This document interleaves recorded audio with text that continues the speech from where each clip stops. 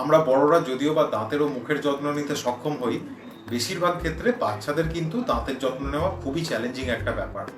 আজকে তাই আলোচনা করব একদম ছোট বাচ্চাদের, অর্থাৎ নিউবর্ন বেবি থেকে 5 বছর বয়স পর্যন্ত বাচ্চাদের মুখের এবং দাঁতের যত্ন নিয়ে। একদম নবজাতক বাচ্চা অর্থাৎ ইনফ্যান্ট বা টডলার, যাদের বয়স জন্মানো থেকে 2 মাস পর্যন্ত, এদের ক্ষেত্রে দাঁত তো ইরাপশন হয় না, কিন্তু মাড়ির নিচে গঠন চলে আসে। এই সময় বাচ্চার মুখের পরিচর্যা করার রেসপন্সিবিলিটি কিন্তু পেরেন্টের।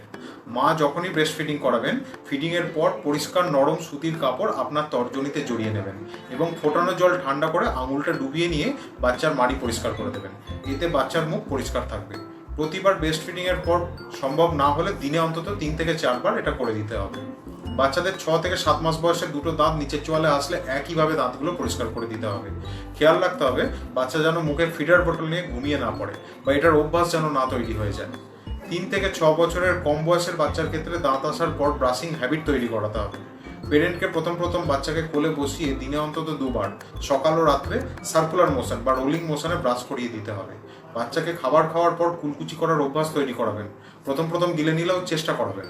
পরবর্তী এজ গ্রুপ অর্থাৎ 6 থেকে 12 বছরের বাচ্চাদের এবং 12 থেকে 19 বছরের বয়সীদের দাঁতের যত্ন নিয়ে অন্য একটি ভিডিওতে আলোচনা করেছি।